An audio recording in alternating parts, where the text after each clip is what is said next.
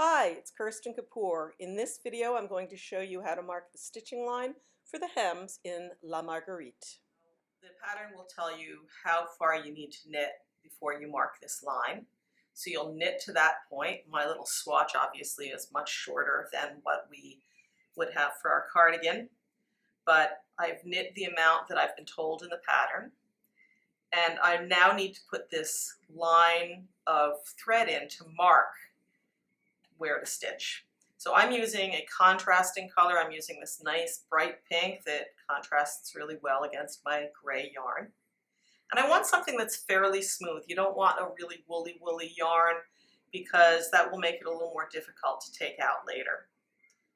If you've ever done a lifeline for lace knitting or another type of knitting, this is exactly the same thing. What you'll do is you'll move all your stitches onto the cable of your circular needle. That way there's a lot more space and it'll be a lot easier to thread your lifeline or your marking line through.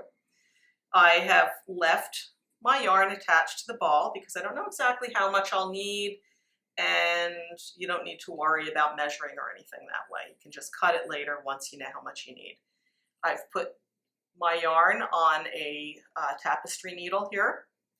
Now all I do is I go into each stitch one at a time and get each one onto that yarn, onto the threading the tapestry needle through.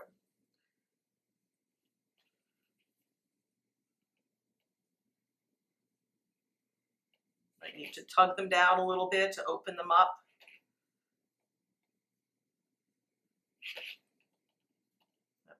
Quite catch. You need to be a little bit mindful that you're not splitting the yarn when you do this. Try to make sure you really go through the hole in the stitch without splitting the yarn.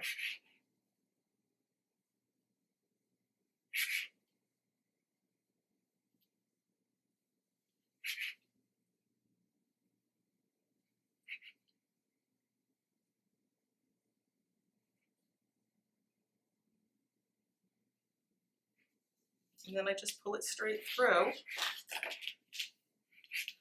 And there it is. That row of stitching is now marked. You can see that nice bright pink yarn in there. At this point, I can go ahead and cut my yarn. I leave a nice long tail so that I don't have to worry about pulling it through accidentally. You shouldn't need to knot it or anything. It should stay in pretty nicely. So now I've got that yarn threaded in there. The next thing I want to do is just continue knitting as I have. On your next row, you just want to be mindful that you're only knitting your working yarn and not catching that marked line in the stitch. So just ignore the marked line and knit as you normally would, just being a little bit mindful not to catch that lifeline that you just put in, or that line of marking this row. And just go ahead and finish knitting that row. And then you ignore it until the very end when it's time to work your hem. It's that simple.